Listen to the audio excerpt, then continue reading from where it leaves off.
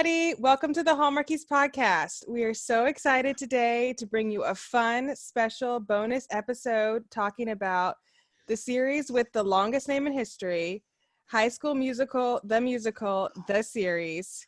And we're talking about the first 5 episodes. And Rachel is here. Yay! And Jennifer's here. Hello.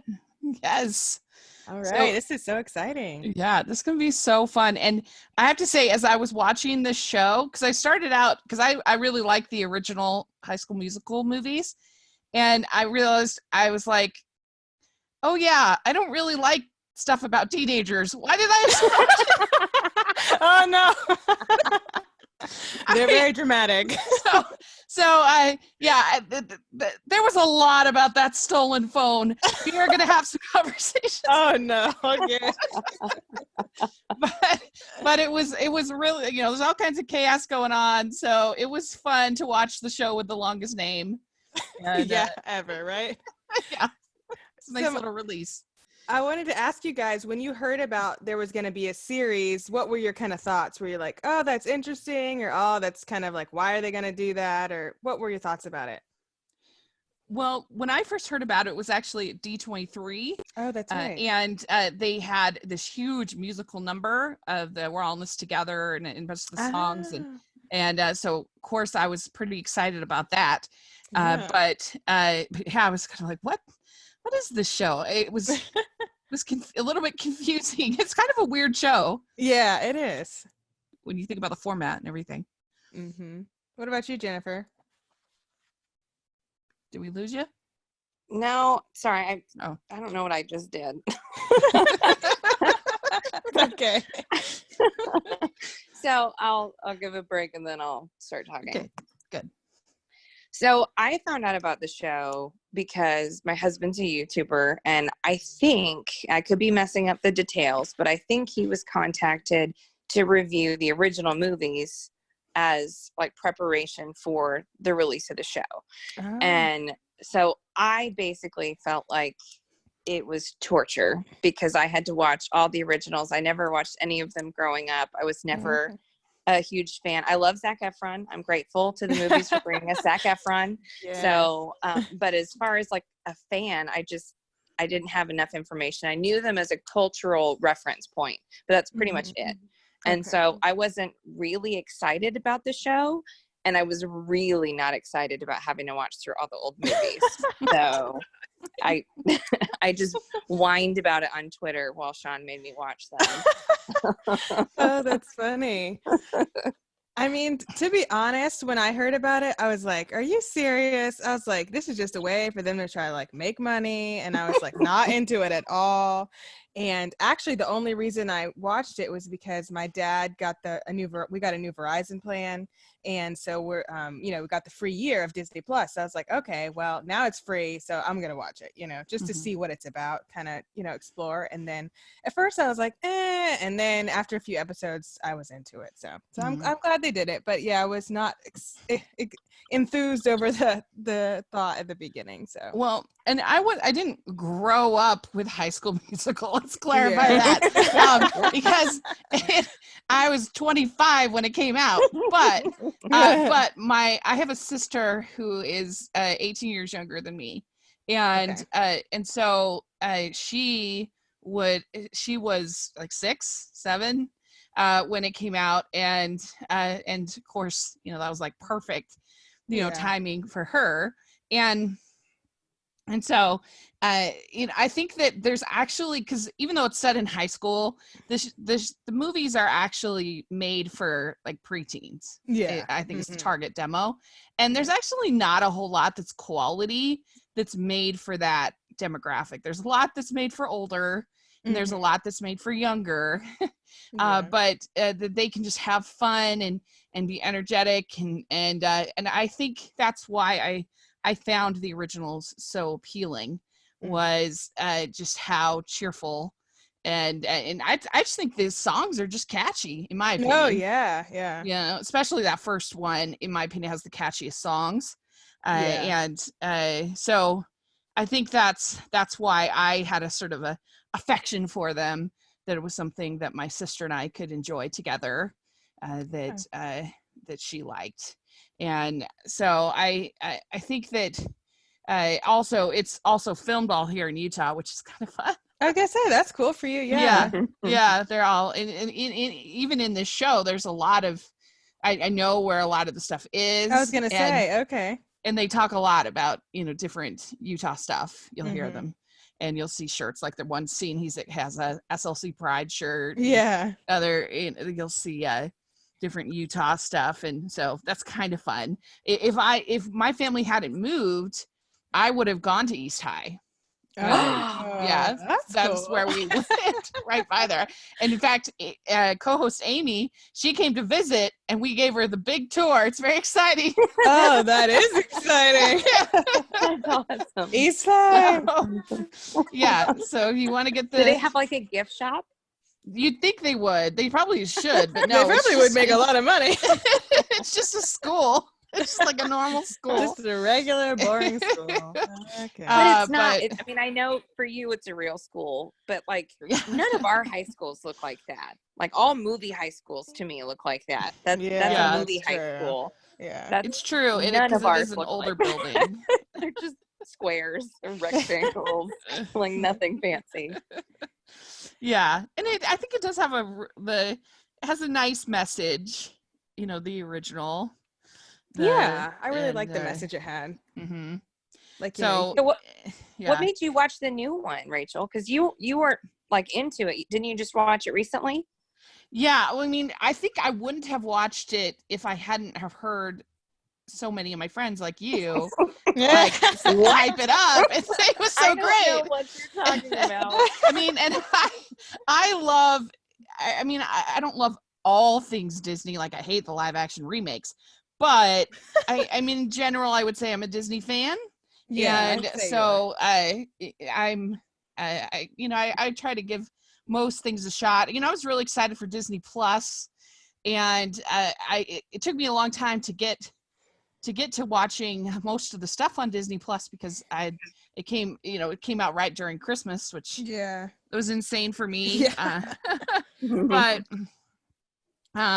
But yeah, I just heard so much good buzz about it, not just from you, Jennifer, but from so many people that loved it. Right?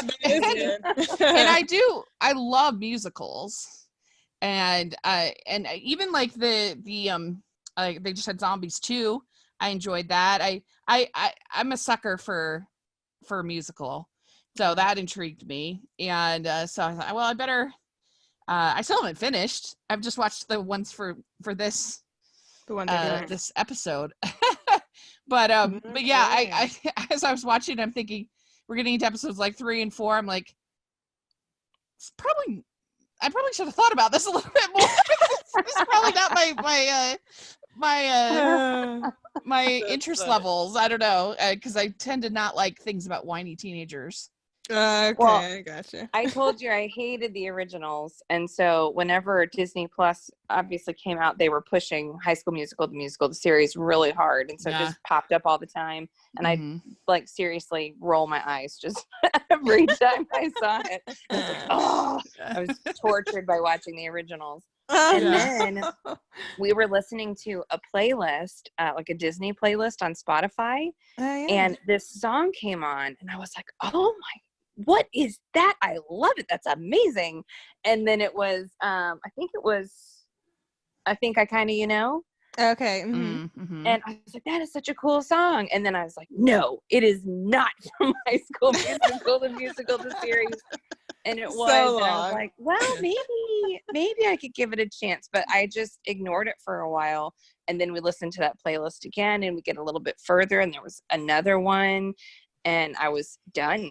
And I just literally with the songs alone, I just hook, line, and sinker. They had me, and it was just kind of sad. But that's cool. Would you say the music brought you? Would you say it's the best thing on Disney Plus? In your that's a big. I can't say that. I loved that little Timmy Failure movie. I thought that was the cutest thing to ever exist. So it's a movie. Yeah. Okay. Failure. about this little boy who runs a detective agency. Oh, that sounds cute. It was, and I also loved Togo, the movie Togo. Okay, yeah. Plus, I highly recommend it. It Okay. was a really good dog movie. But yeah, I don't know. It's been an interesting little rollout that they've had some eclectic. Yeah, I feel like it content. has. Mm-hmm. I there's don't still think- so much I haven't Yeah, watched. I don't think I've watched enough of the new stuff to authoritatively say High School Musical, the musical, the series, which, by the way, is, I don't know why I think it's fun to say, but it is also embarrassing. Right. It's a mouthful. Like, it really geez. is. But I can't authoritatively say that it's the best, but it's my favorite that I've seen. It's the thing I've watched the most. Like, if I have spare time, which I don't normally, but if I do, I put it on. And my daughter was sick one night and we watched some of it. I was watching it, binging it the first time, and she fell in love with it. And so now every once in a while she's like, I want to watch High School Musical, the musical, the series. She says the whole name. That's funny. I actually don't know. I'll have to ask her tomorrow. I know what she means. She does not mean the original movies. Yeah. That's funny. I'll check tomorrow and see if she knows the whole thing. I'll get back to you on that. Okay, Yeah, I mean, because it's long. I watched the Forky shorts and I watched the Jeff Goldblum show, and those were both fun. But yeah, I think this is definitely the weirdest and the most, like, I don't know, creative, I think. Yeah. It's kind of it feels like this was like on a really, they were brainstorming, and then they just came up with this like weird idea. And they were like, okay, we've got money, Disney Plus, let's do it. Yeah, because it's like, it's like a show within a show, so it's kind of, it's just kind of different. Yeah, and it's kind of a mockumentary, but it's not really a mockumentary because it's not like The Office or something like that where they're. But occasionally. Okay, so for real, today I was finishing watching my episodes for this, and my son was in the room, and he's 7. He'll be 8 next month, and he was watching it, and he goes, "Mom, this is like The Office." Because they're looking right at the camera and talking. Yes, I'm doing something right. Oh, that's funny. Well, so yeah, I guess we should dive in. Start into it. So with episode 1, it puts us right into everything. We have auditions, and we have the Nene breaking up with Ricky, and it just kind of goes right into everything. And at the beginning, I loved how it started with the buffering of her watching like old High School Musical like video. I thought that was really fun. But what did you guys? Clever. Was it that cute? Mm-hmm. Yeah, that was fun. What did you guys think about episode 1 and the auditions and the breakup and everything that happened? Rachel, you want to go first? Since you hate Sorry, I was like Ricky. I thought Ricky was a dweeb, but I was not a fan. Oh no! I don't know. So I just I thought he was kind of like, I don't know, like he was a little too needy for my taste. I kind of liked the more confident EJ, who I felt like was a little like, he obviously kind of goes downhill. But in this first episode, I felt like he was more sort of thoughtful and just more, I don't know. I just was, I maybe I'm a little tired of the whole like likable nerdy guy, and maybe I don't know, but I was just kind of like, Ricky, no. she's moved on. Yeah. But yeah, I don't know. What do you guys think of the casting? Do you feel like the casting's strong? I do. I like the casting. I thought it was well done.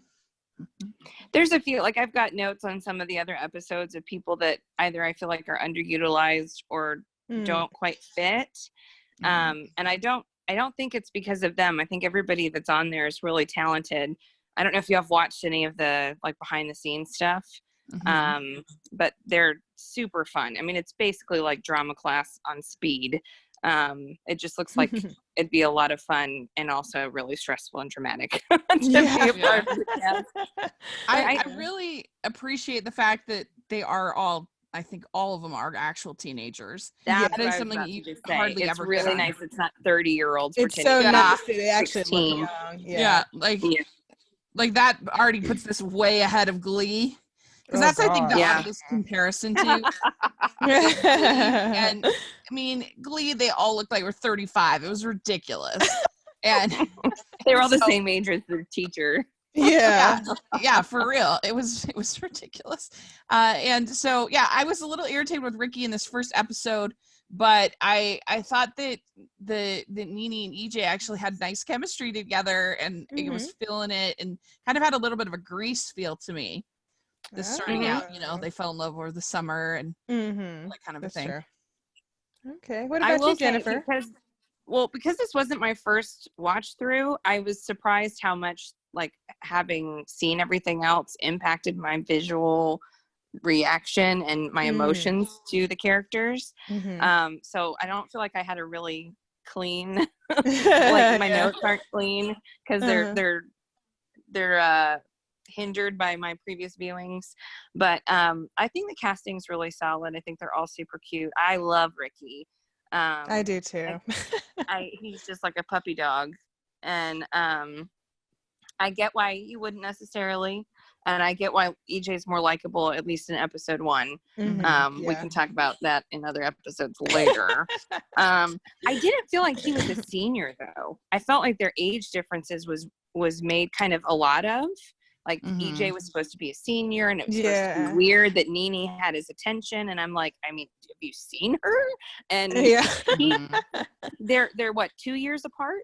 That's not that big of a deal. It's not like an incoming freshman and a senior. Right. So I thought it was kind of strange that they seemed to play that up, and I didn't feel like EJ felt like a senior. I mean, it's been a while since I've been in high school, but I felt like he was more like the rest of them. But I love the casting.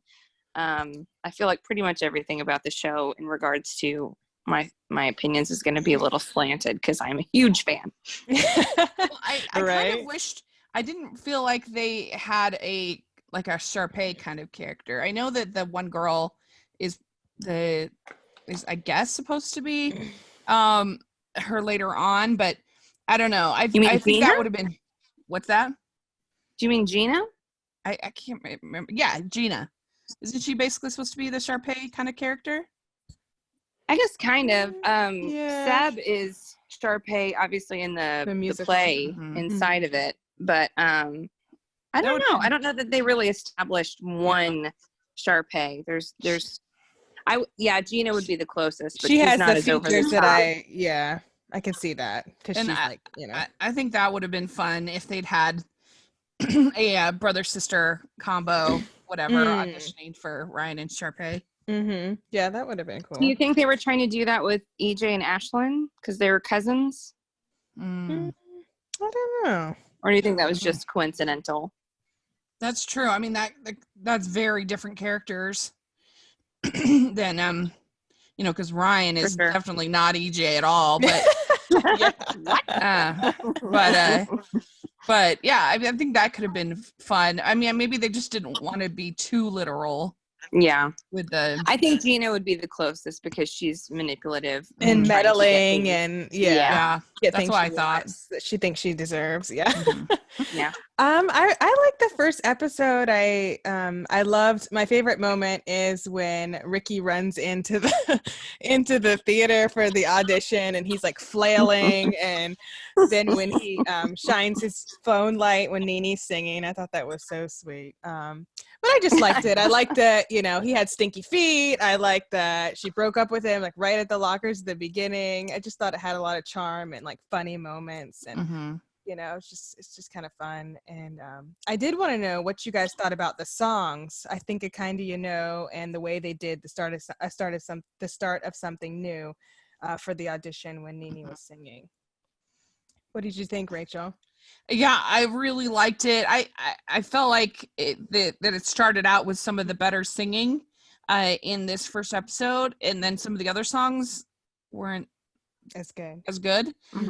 But and I did like the one that I forget people's names, but the one that the cousin sings. Oh, that's Wondering. That's episode 2. That's a really, really good song. And I kind of wish that there was even more songs.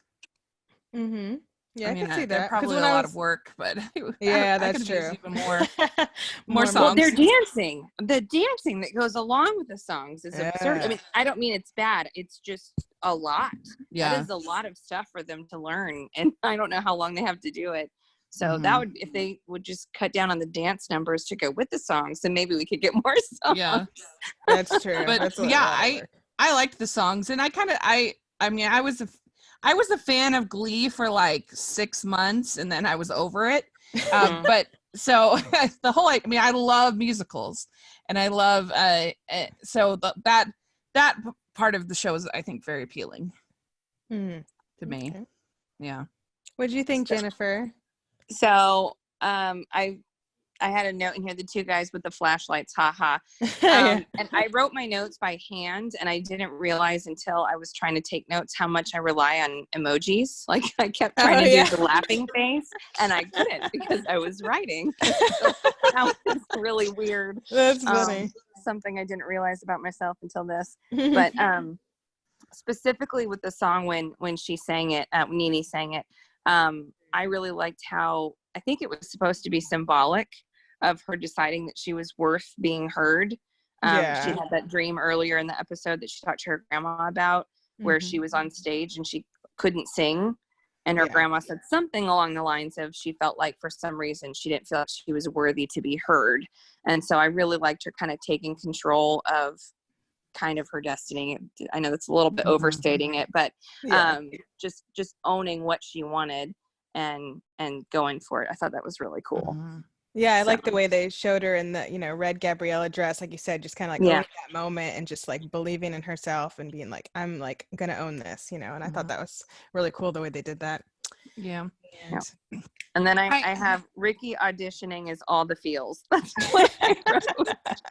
I thought, but I found it hard to believe though that she would cast him as Troy Bolton. I mean, come on. I mean, she was not a conventional teacher. That's true. Yeah. She flew by the seat of her pants. She did. Like he seems like the type that we get cast as Sheldon Cooper, not as Troy Bolton. And because like I just feel like EJ just makes way more sense as Troy Bolton. The only thing I would. Sorry, go ahead. No, I was just saying, it's easy to see. It's visually, it makes sense for EJ to be Troy, but I got the emotion for.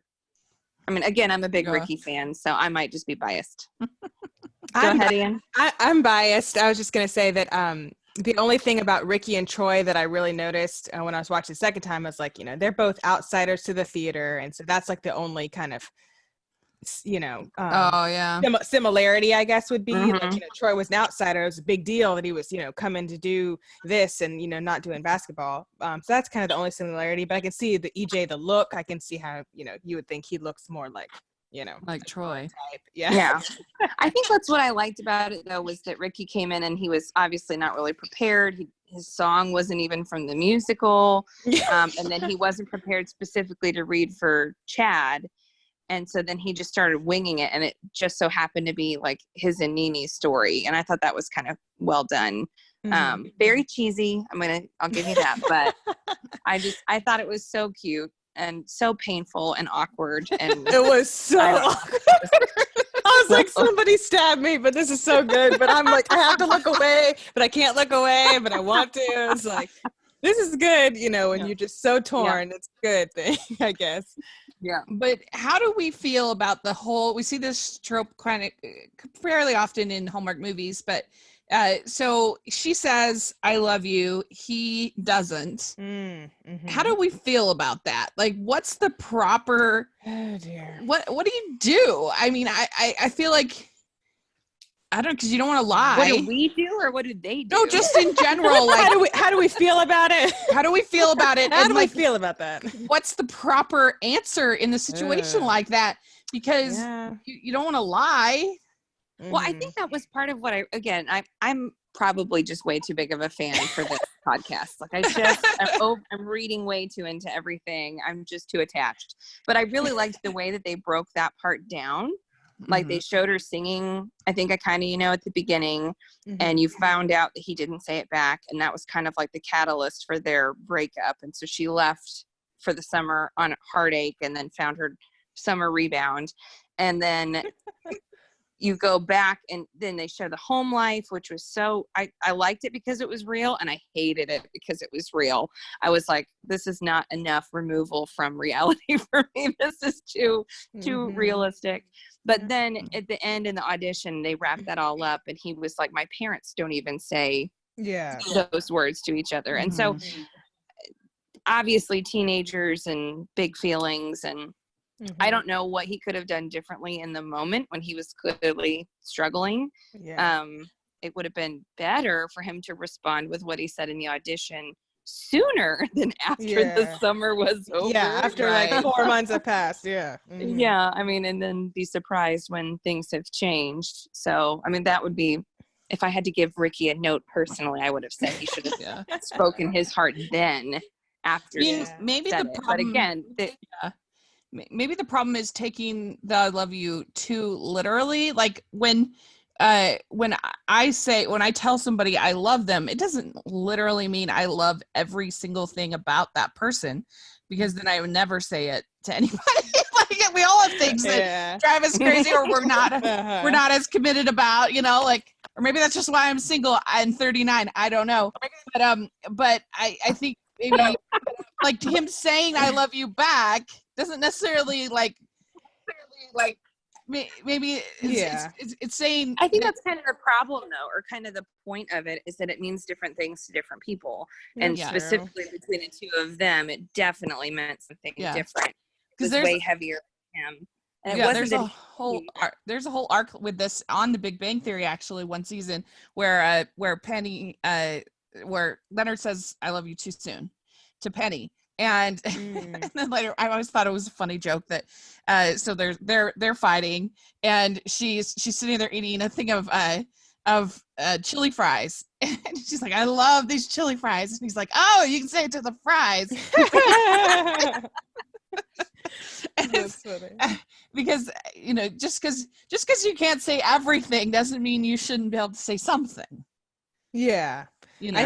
I think that he definitely could have, like Jennifer kind of said, like reacted better, like at least say, Nene, like, that means so much to me. Like, I care about you so much. I struggle with that word because, my parents don't say it to each other, but I want you to know, like, I care about you. And I just, you're really important to me. He could have like just said something better, but he just like totally just like freaked out. Just like had like and I mean, they're teenagers. So that's true. Fortitude. Most adults I know in that situation would have done poorly. So that's very true. Yeah. Very true. I don't know, maybe something like I love so many things about you. Yeah. It's kind of like, thank you. Like that's true. Yeah. Anything that's not I love you is basically like thank you, but exactly. And I mean, logically, and in this conversation and talking about somebody else, I can see all the different things that make sense and why, it would still be meaningful and why he wasn't necessarily slighting her. But I think in that moment, when you make yourself vulnerable and you tell somebody you love them and they're just like, we should take a break. Yes, like, whoa. There's no way that's not going to hurt and mess things up. Oh my gosh. Oh yeah, sure. Definitely. Yeah. I don't know how he thought she was just going to be totally fine when he got back to school. He was like on some other planet, if you know that. Well, and I mean, that's even kind of the thing, is he took the summer and he hung out with other girls, but he talked about her all summer long. And so it was it took him that long to figure out for sure that he felt that way. And he just didn't think that she had changed, I guess, in that time. So it was a surprise, which was kind of like, really? You were, I have to ask you something. Living in Utah, Rachel, is it cold in September or August? It can be in the evening because we don't have the humid heat like you guys do. We have the dry. And so once the sun goes down, it can get pretty chilly. Well, like they started school and I kept thinking, was this summer break or winter break? Because they're all wearing like denim jackets and hoodies and then that's a shirt. True. They're layers. Yeah. And I was really, I know that's a really dumb thing, but I'm No, going, we be definitely so get hot. yeah, we definitely get all the seasons, and you get a pretty chilly fall for sure. And it's not uncommon for there to be snow at Halloween, and Okay. so and then that always bums out all the kids because. Oh yeah. We'd like to take a second and thank our sponsor for this episode of the podcast. They're the good folks over at Care Of. They've been such a great sponsor for us. And right now, you can get 50% off your first Care Of order. Go to takecareof.com, enter code Hallmarkies50. And what's so great about Care Of is they really try to personalize your vitamin routine to help make sure that you're getting exactly what you need for you in your life. It's not a one pill covers all kind of solution. You go on and you take a quiz and you have different questions, and it really helps you kind of figure out what are your biggest concerns to stay at the top of your health. And I think that really helps a lot. They also have protein powders that people enjoy a lot that are smooth and don't have that chalky taste that you see a lot in protein powders. And you can have them come on a subscription basis, or you can have it come, whenever you want. And then you also get the vitamins in individualized little packets so that you can easily take them with you when you're traveling. You can have them in your purse. It's really nice that way. The individual eco-friendly packs are made of compostable films, and there's tons of info on how to compost them at the Care Of site. They also are made with real ingredients you can recognize, like organic cocoa and pink Himalayan sea salt that's in the protein powders. And so it's really a high quality product. They try to individualize it as much as possible. And it's just a great way right now. We're all trying to get in better health for 2020. And it's a great way that you can do it. So for 50% off your first Care Of order, go to takecareof.com, enter code Hallmarkies50. Episode Yes. is when the big travails of the stolen phone Oh dear. Yeah. start. It's the spinning out of EJ has begun. Yes. Okay, so real quick, I have to say that I had to watch these out of order. I had to watch 1, 3, 4, and 5 because my daughter loves episode 2, and I wasn't allowed to watch it without her. Oh gosh. It was so funny. So we finally got to watch that. She loves this one. She that's doesn't care about the interesting. phone. She likes wondering. That's why she likes She it. likes that. Okay. I see. I think that might be the highlight of the whole show so far is that song. It's phenomenal. It's very good. Really pretty. Very well done. Yeah. Yeah. Great writing. It's so good. I read She has it. I she don't has know. a Are we beautiful starting voice. on talking about the song? Because I don't want to get out of order. Because I've got. Yeah, you can talk about the song. I mean, Wondering is episode 2. So yeah, tell us Yeah. why you love it so much. I mean, yeah. Well, so, I can't remember even what I was doing. Oh, I got to go to a concert with my cousin, and she lives in Austin, and we live not in Austin. So it was like an hour to get from my house to her, to get ready to go to the concert. And I'm a mom of 3 young kids, and I love them to pieces, but I never get legitimate alone time where there isn't an agenda on what I need to be doing with my time. And so specifically this road trip, I was blasting High School Musical, the series, so loud the whole way there. And I was just, this song in particular, Wondering, makes me believe that I can sing. Oh, wow, that's a strong song. I just mean, I know that I can't sing, so if I thought I could sing, then that's a lot. I would cry probably for the rest of my life if I ever heard a recording of me singing along with the song. How disillusioned I am. But it's so powerful, and I love that, it's obviously part of the plot, but I love that she wrote it, that it's part of her character development. I think it's such a great song, and I love how it emotionally impacted Nene in the scene, and then she just joined in, and it's just like a thing of magic. I don't even know what to say. It really is magical. Amazing. It is a beautiful song, and I thought that she sang it beautifully. Oh, It's a gorgeous voice. Amazing voice. I always Mhm. would say if I could switch vocal cords with anyone, I thought I would switch with Kelly Clarkson, but I might switch with Ashlyn. Well, and also I think the other thing is that they did a good job in the casting of this series of making them all sound like normal humans singing. Like there's not any of that ooh, or whatever Like auto-tuning auto-tuning stuff. Yeah. Yeah. It sounds real. Yeah. Yeah, and I mean, I agree.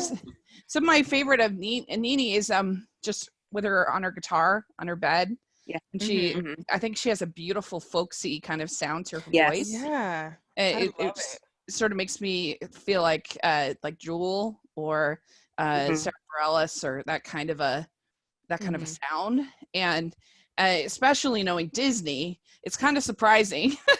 Yeah. Because they love that auto-tune. Yeah, they really do. It was surprising. We had to suffer through it with Emma Watson. And so it's actually kind of, I mean, in all of the Disney Channel original musicals, they all have auto-tuning. And which is, it's fine for what it is. But this is just so much more soulful than the fun pop songs that you get in the musicals. And so it was certainly refreshing for sure to Yeah, have like for sure. real people like singing, like because they can actually say, actually have a talent, Yeah. What do you guys think about like the read through? That was kind of a disaster. Rachel, Well, I thought they were so. I'm sorry. That's okay. Go ahead, in. Jennifer.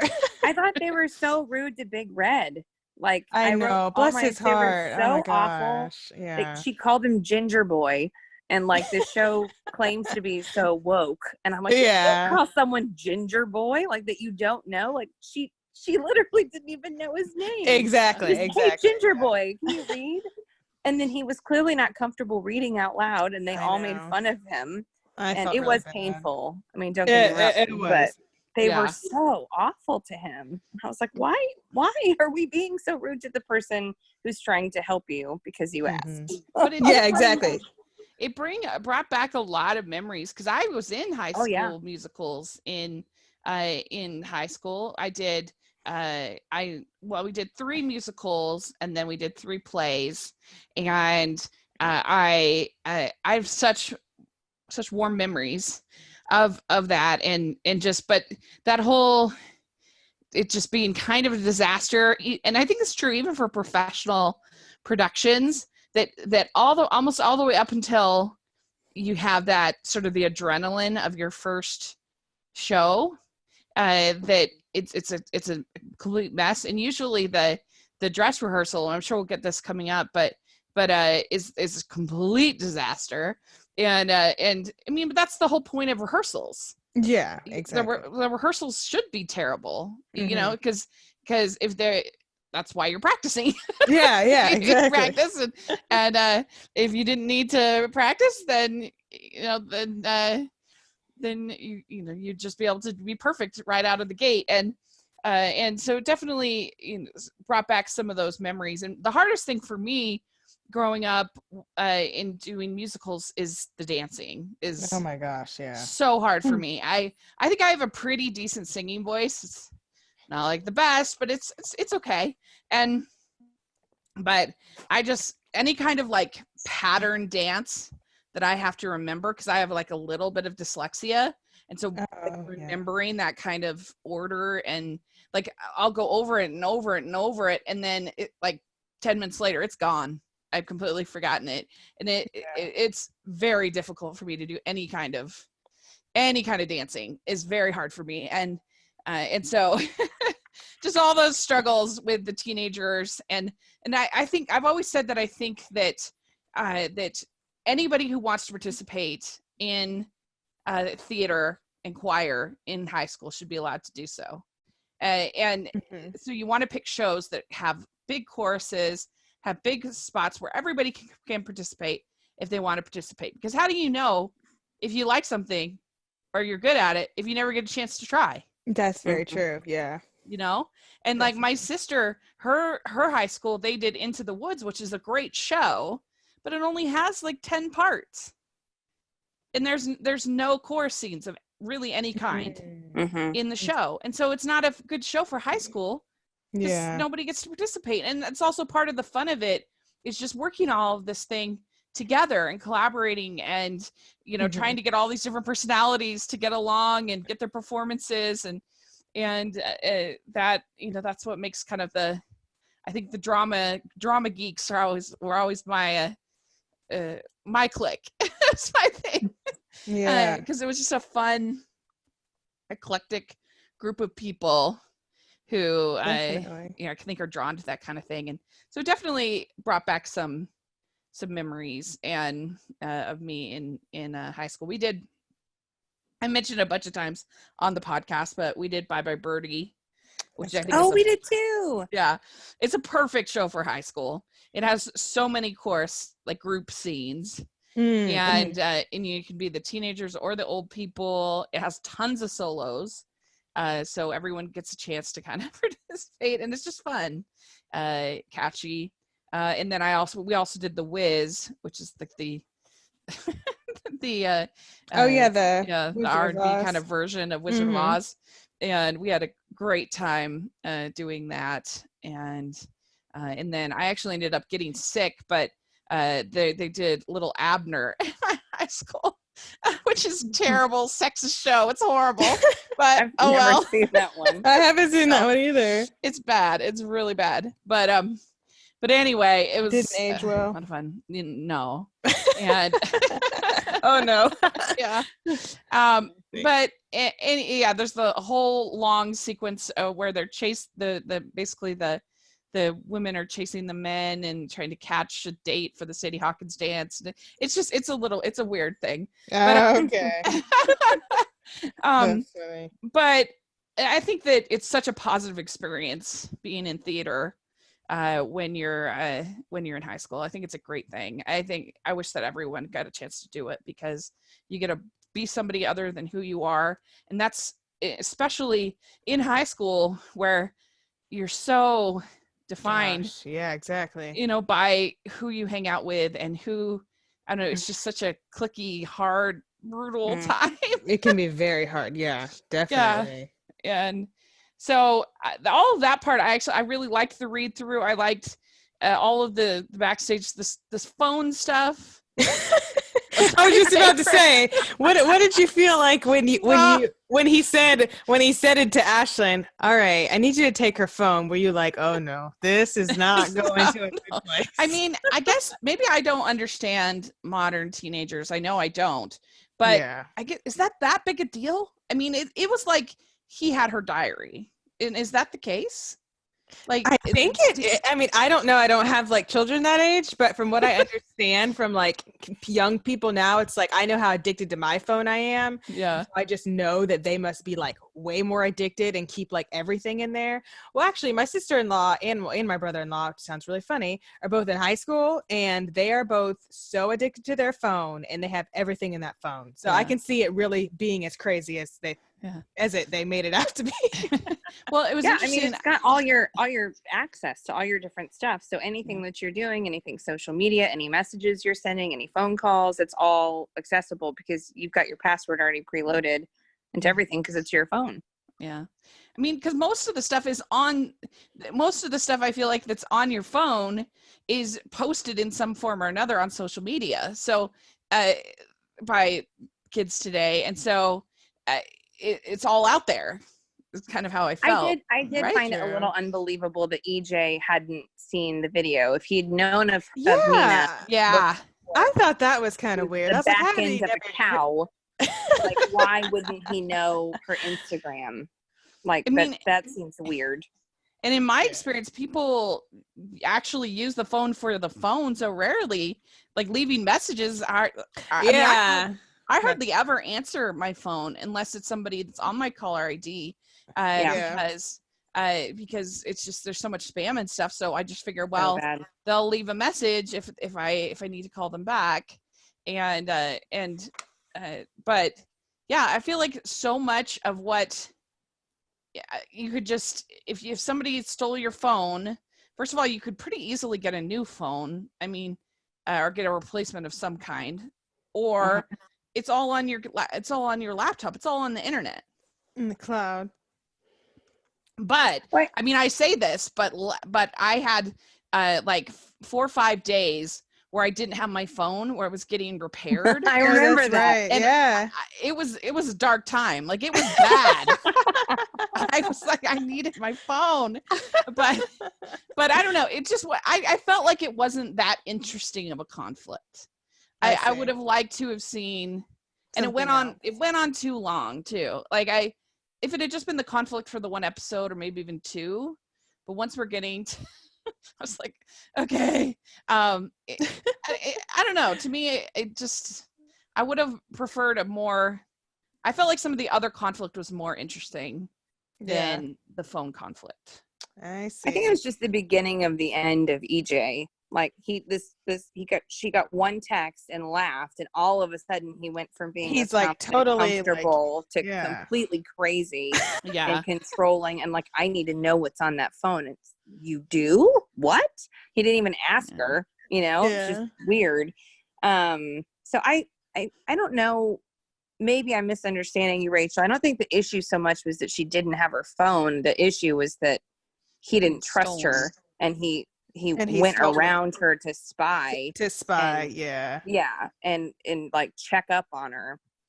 And then specifically the drama escalated as we got into the next episode, because she thought it was someone else and did terrible things. I was gonna say, so the issue, the actual thing was the phone, but there were all sorts of underlining ridiculousness because they're dramatic and crazy. But because in episode 3, that's when, at the beginning, we hear the voicemail, from Ricky, and then the phone drama just blows up, like Jennifer was just saying, and she thinks someone else did it. And so then she's like, Nini's like acting like a crazy person herself. Yeah, everyone comes unhinged. It's just everyone comes unhinged. Ashlyn feels terrible. Then Taylor, Courtney gets pulled into it, and so like it did encase the third episode, Rachel. It like totally just like took over like the entire storyline, which I think it just showed how interesting, rocky everything was. Like, it started off where everything was pretty good, and then a couple little things happened to shake things up, but then really you figure out that not everything is as solid as you. Well, I didn't think it was solid, but they did. So which part does EJ have in the, he's Chad. He's Chad. That's why he's so friend. Miserable. Is that he's Troy's friend?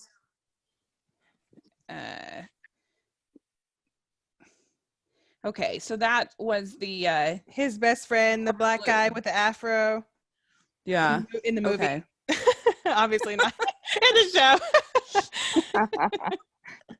And who did they cast for the Monique Coleman character?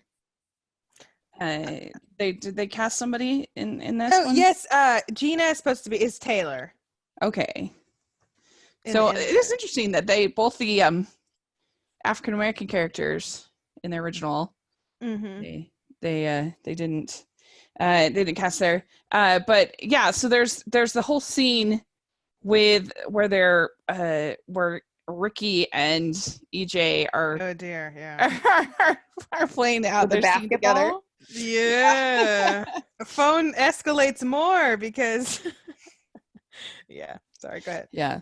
Well, so EJ deletes the voicemail, and then there's this whole thing with them stealing Gina's stuff. I don't know. Yes. Everything gets pretty crazy. Wait, are we on episode 3? Yeah. Yes. Oh, okay. There we go. I was like, wait a minute. I'm not looking at the right notes. Yeah, that got crazy. Shoes. I love them. I looked them up actually, and they're really expensive, and so I can't get them, but they're amazing. The sparkly ones. Yeah. They're so cool, and they're holographic. We've got sequins and hologram, whatever that is. That iridescent stuff. Oh, okay. Yeah. So what do you guys think of Gina? Because she's trying to get Nina to resign or whatever, and then take her spot in the show. But I don't know. I felt like she's obviously kind of a snarky character, but I felt bad for her. She's different than like a Sharpay in the sense that like a character like Sharpay owns her villainy in an entertaining way. Yeah. And whereas this is more sort of, it feels a little more desperate. Yeah, that's true. That's true. Like she's a transfer student. She just moved there, and now she's, she's like you said, more desperate, not just, Mm-hmm.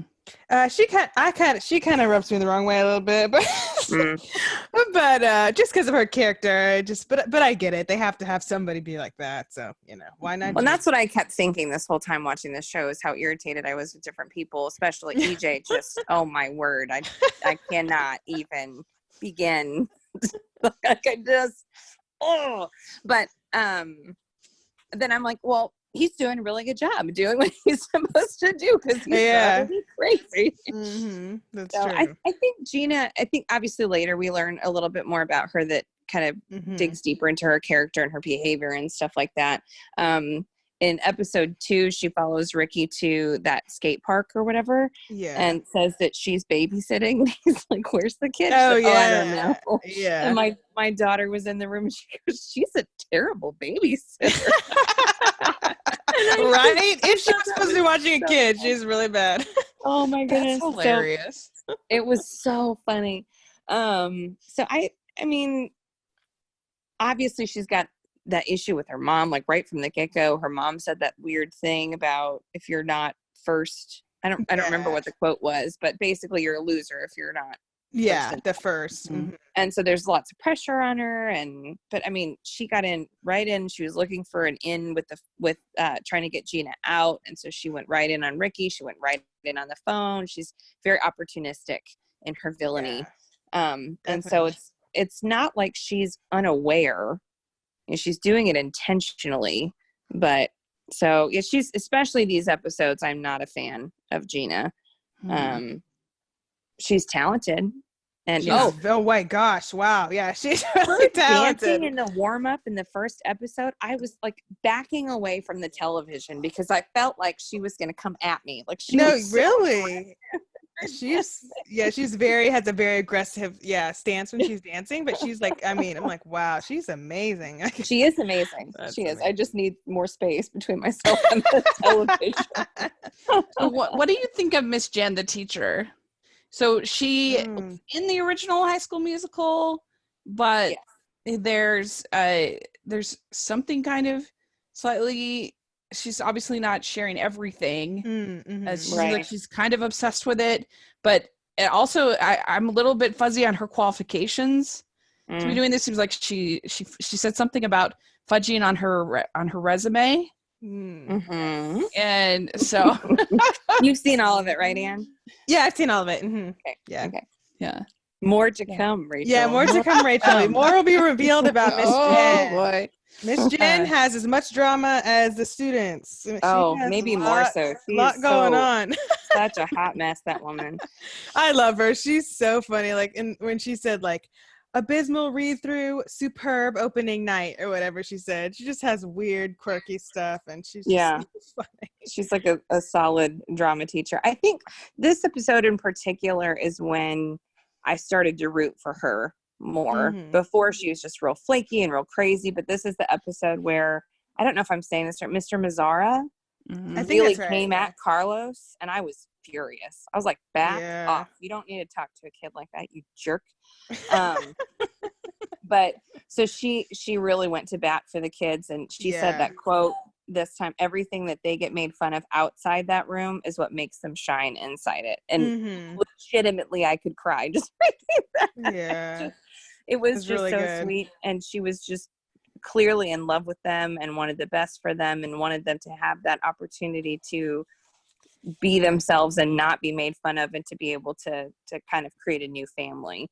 And I thought that was so endearing. So I really liked, I started to like her this episode. Still wary, don't get me wrong. She's still shady, but she cared about the right things in this episode, and that 1 point for me. Okay, I have to ask you guys, because I literally wanted to poke my eyeballs out.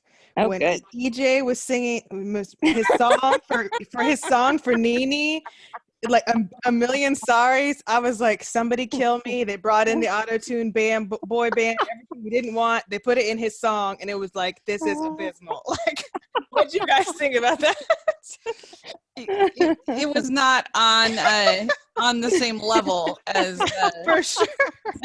as the Wondering. Oh gosh, Put it that way. definitely not. Not even on the same planet as They're like, Wondering. we need a bottom bar, so let's set the bar with this abysmal song. Oh my god! And then he's just like, she's like, stuff does rhyme with sorry, EJ. He's like, no, it doesn't.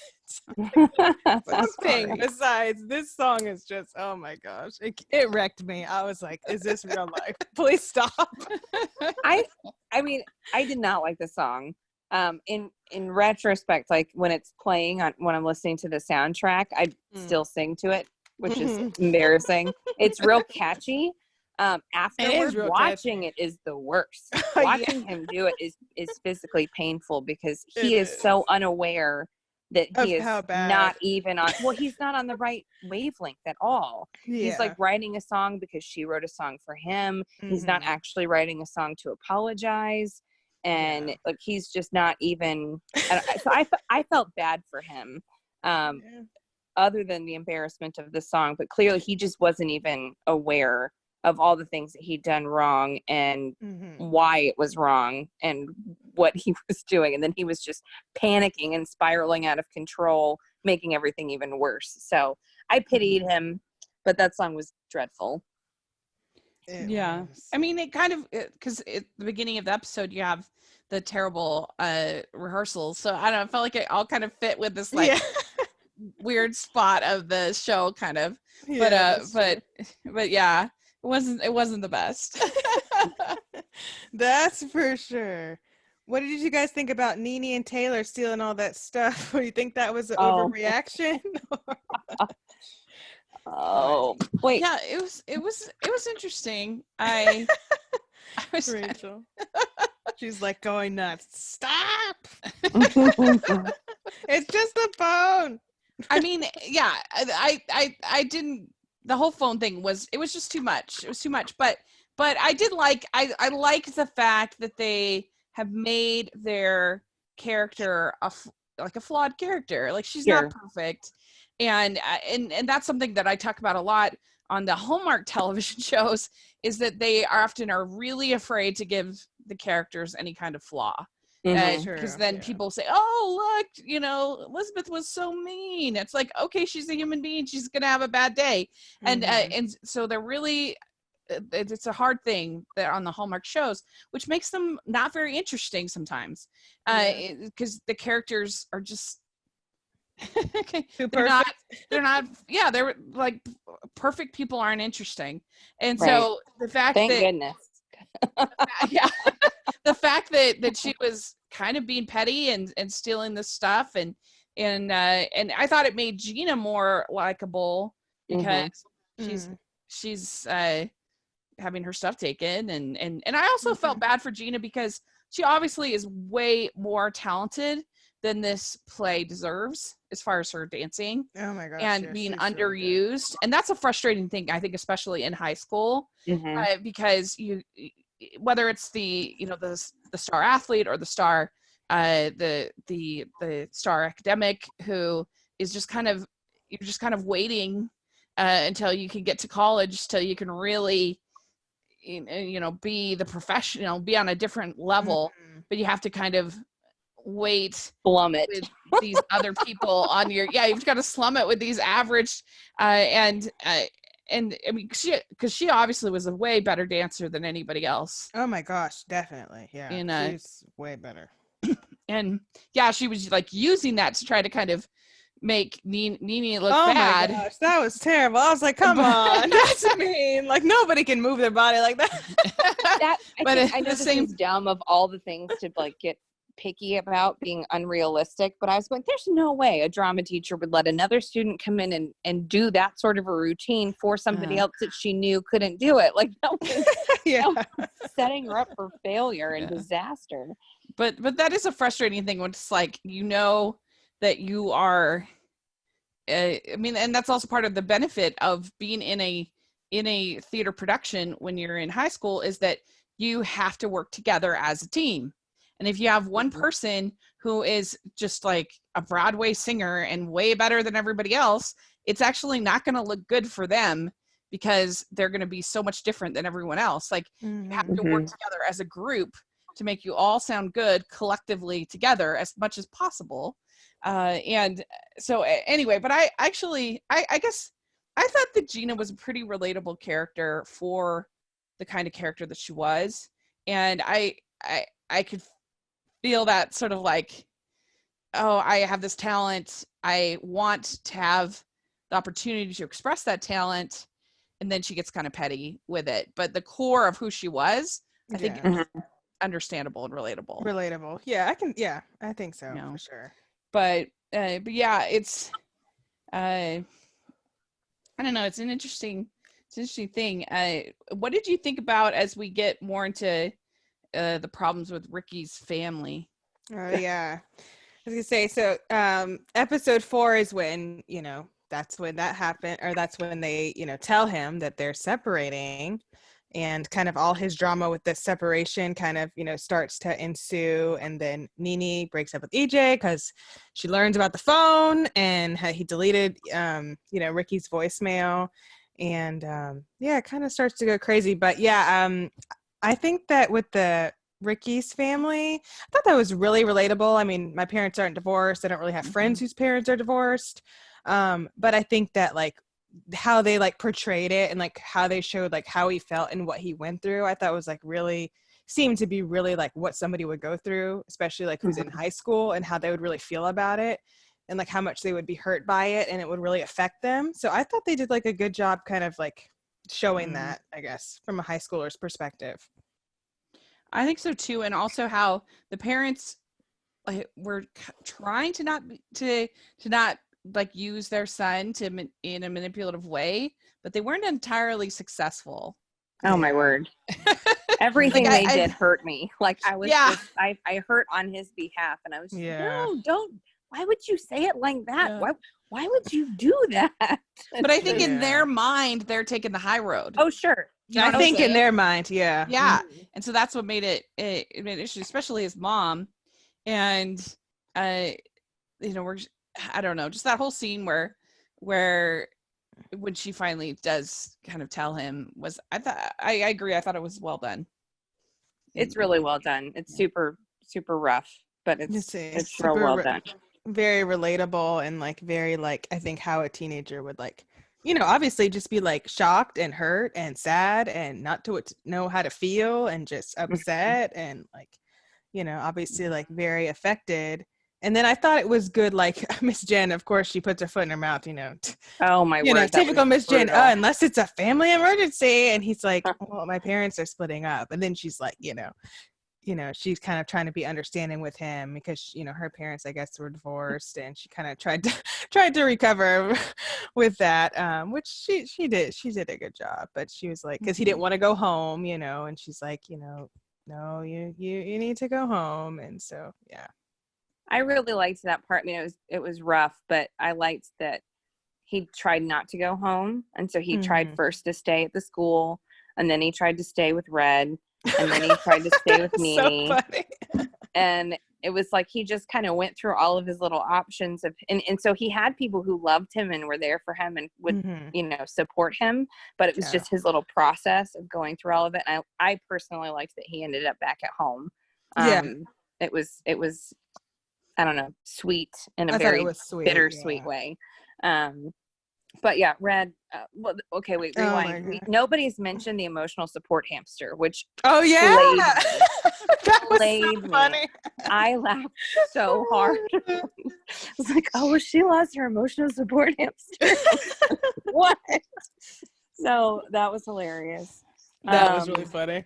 And then poor Red is just so authentically himself, and his CPAP machine and his weird rainforest I sounds. was gonna say the totally, weirdest noise. Yeah.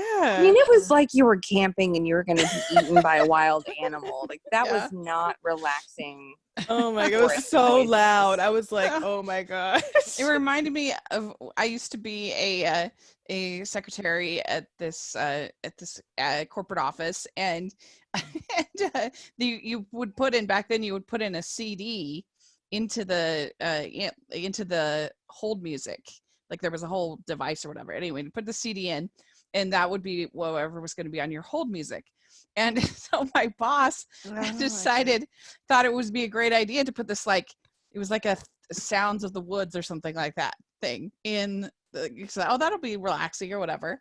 So he put it in, and and I'm putting people on hold, and then they're telling me, they're like, there was just growling. Why was there? There was a bear or something, and I was like, "What?" She's like, "Yeah, there's like a coyote in your thing." Oh my gosh! So funny. We were dying laughing. We were like, "What did you use for the hold music?" Oh my god! So we had to change it. But yeah, That's awesome. But yeah, I mean, I definitely had friends in high school who parents had split up, and that was definitely challenging, and especially I think because some parents they try to kind of hide the problems from the kids, and then it, when it all explodes, it can, like, back and forth, because you don't necessarily want to fight in front of your kids, but then also you don't want it to be like this nuclear explosion, like a big surprise. And it seems like it was kind of a nuclear explosion for Ricky. Yeah, because especially like I liked how he asked, like, he's like, his dad was like, we're trying to work it out. He's like, how are you going to do that? She's in Chicago and you're here. That makes no sense. Shouldn't you be together? And it's like, yeah, like, don't tell your kids stuff that doesn't make sense, because that makes no sense. Right. They're going to call you on it. They're going to call you. Exactly. Yeah. And I like that he did, like, call him out on it. Like, no, you guys aren't even in the same state. How are you going to, try to work out anything, Well, so then we better do the last episode pretty quick, because it's been pretty long already. I know. But the so the homecoming, the thing I think is kind of sad, I don't know if you guys agree, but I feel like EJ and Gina would make a much more natural couple, and so I felt kind of like, and they look so good together at the homecoming dance. They did. Yeah, I loved her dress. Yes, her dress was pretty, so pretty. And I thought, oh man, if we could just resort everything, and you go with you, and you go with you, and you go with you, that'll be great. Good. I mean, they're kind of a match, because they're both, like, I don't want to say antagonists, but both, like, I don't know, just kind of. Well, they're narcissists. Just like, yeah, they both are narcissists. They're both kind of like similar, kind of like characters, like kind of like you said, self-absorbed, kind of meddling kind of stuff. So yeah, they belong together. That would be interesting if they make it there. And well, I think that, I guess I'm not as hard on either of them as you two are, but because I feel like they've given them some character motivation, some reasons for the way they are, and so I don't know. I feel like there's room for them to grow and evolve as characters, and I think so. Yeah, redemption for them. I hope so. I need some. I think this is my least favorite episode, possibly of the whole series, but certainly of these 5. And I think everything just felt off. Like the energy was really off. Everybody was really down, which, I mean, obviously real life that happens. But why was Nene trying to flush her dress? I know, what was that? Like, yeah, that was weird. I guess because she broke up with EJ, and then she just lost her mind. Thrown it away. Yeah, she could have donated it. Goodwill. It's not. Well, I mean, it's not like it could. I think it was smarter than that. I think it was just a statement of protest, because like an angry, you can't do, like, the dress is too big, and so I think she was just pouting, and so because now she didn't really have any date to any dance. And what did you think of Carlos and that whole plot line? I thought it was a good plot line. Yeah. I really liked that like he got the courage to like go and like dance by himself. Because Mm-hmm. like I could like never do that. So I was like, wow, like that's like awesome for you. Like, he went out there and he just like did his own thing. And then I loved how they like kind of had the simultaneous like Born to Be Brave between the Yeah. dance and then Courtney and um Nene, singing outside the karaoke place. Like that was like really powerful and like just really fun, I thought, kind of moment when he was there. Then everybody came and then they were kind of like in a flash mob Yeah.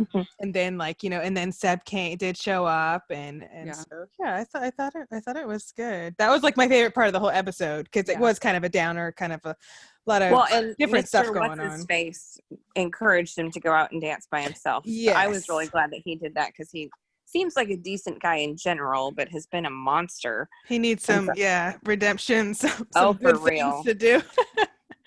It was Yeah. really sweet, I thought, and definitely for for young teens that and are looking for that some representation. I thought it was a real nice moment and done very well.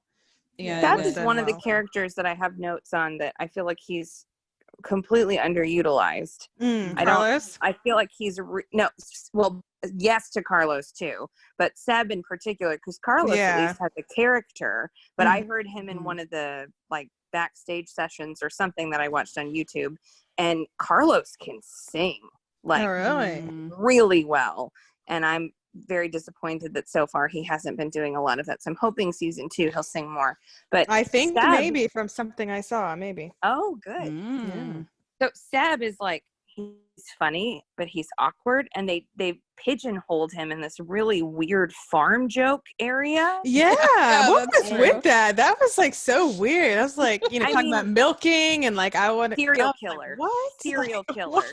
So first, he's talking to Ashlyn about her glasses, and he's talking about milking, and I was like, he needs to be put away from other human beings because he is not safe. Like but obviously he's a sweet character. He's got a bunch of different levels. We get to learn a little bit more about him later in the series, but they literally just, he's so one-dimensional. And I think he's got so much more that he could potentially, I mean, he's Sharpay. Like Yeah. He's got a lot more to offer. So I was disappointed that they keep mentioning cows and farms and literally that was nothing weird. else.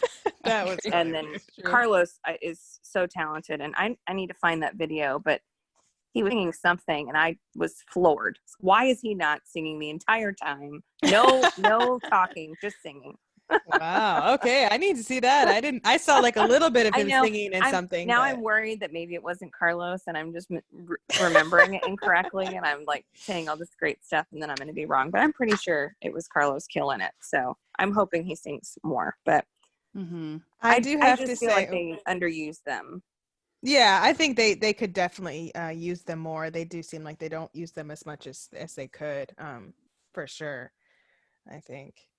I was gonna say that Born to Be Brave is like my anthem. I love that song. I blast it when I go to work and I get in such a good mood because I'm like, I am awesome. It doesn't matter. It makes you think you can sing. It makes me think I can sing, and I'm like, it's okay. I'm not like everybody else. Like it's just a very like fun like anthem song, especially for like teenagers, because they all feel weird and awkward and like nobody gets them, and I just think it's like a powerful ballad. So I think they did a really good job with the supporting like friends casting. Like Courtney is so good with Nene, and Red is so good with Ricky.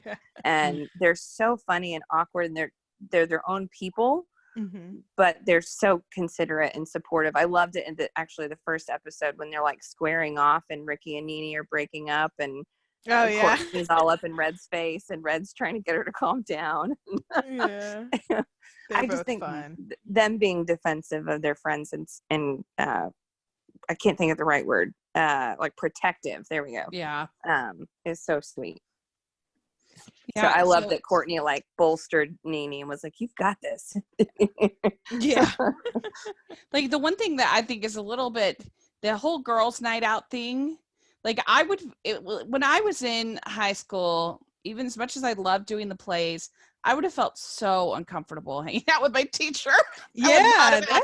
That's true. That is really weird. Like in a real situation, like that's very Well, strange. especially with just 3 of them. Like if the whole class had gone bowling or somewhere, like that's pretty normal. We used to go down and see plays downtown all the time as a big group, but then it's not like, then you're just hanging out with your schoolmates. It's not like I'm hanging out with my teacher. Right. Yeah. So 3 of them, and I'm going to take you to a karaoke bar. I mean, I guess I was actually pretty close with my teachers from church. So maybe that is a little bit like that, but the different people who were in charge of the Sunday school and everything's like that at church, I was pretty close. I felt I was like, I don't know about this, but yeah, I mean, obviously Miss Jen has some things with the principal on her, on her phone. Yeah, that's right. Leading into the next episode. Yep. Exciting. That is exciting. So there we go. So this is the first half. Out of, if you were going to give a score 1 to 5 of the series so far, what would you say, Jen? Ooh.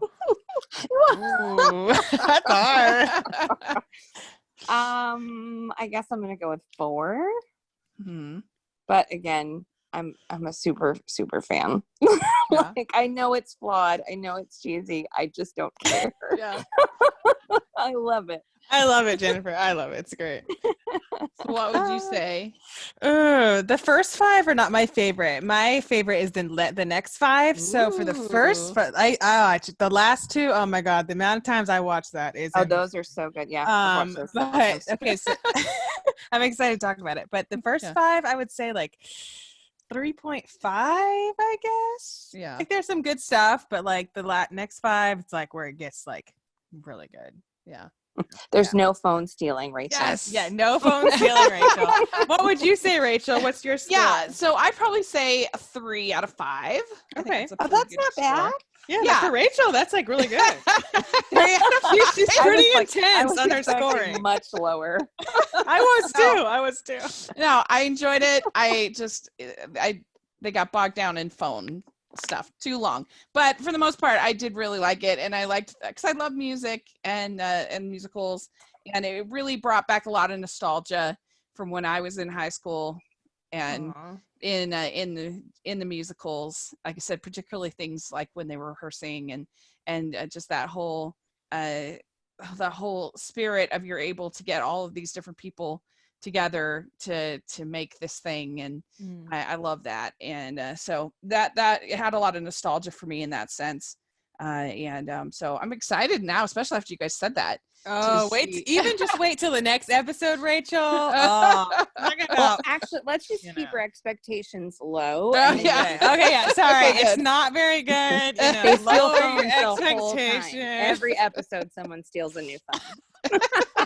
Oh gosh, that would be so terrible. She wouldn't make it to the end if that happened. She'd be like, "I'm giving up. Can't watch one more phone tantrum." Yeah. Well, this has been really fun, and we'll get together for the next 5 sometime. Thank y'all for letting me join. It was so much fun. Thanks for joining us. So Anne, where can people find you on social media? You can find me on Twitter and Instagram at awscott21. Great. And you can find me at Rachel's Reviews, all over social media, iTunes, YouTube, and on Rotten Tomatoes. So check that out. And make sure you guys are following the podcast, the Hallmarkies Pod and Hallmarkies Podcast, all over social media and on iTunes and YouTube. And Jen, you have a Twitter now. I do have a Twitter so you can now. share it if you want. I know. I'm at PB and Jedi. Yeah, great. And let us know your thoughts on the show. We kind of covered a lot. Long podcast, sorry. But let us know what you think. We had a lot of fun talking about it. And if there's any other stuff on Disney Plus you want us to cover, let us know. And we'll have a fun time doing that. And if you're listening on iTunes, please leave us your ratings and reviews. And if you're listening on YouTube, please give us a thumbs up and subscribe to the channel. We so much appreciate that. We also have our Patreon group, which is a ton of fun, and it really helps us out a lot. And we have our merch store, which has all kinds of fun designs. So check that out. All that information will be in the description section. And so thanks again, you guys. And we'll talk again sometime next week, probably. We'll see. Okay. Thank you. Y'all have a good night. All Bye. right. Bye-bye.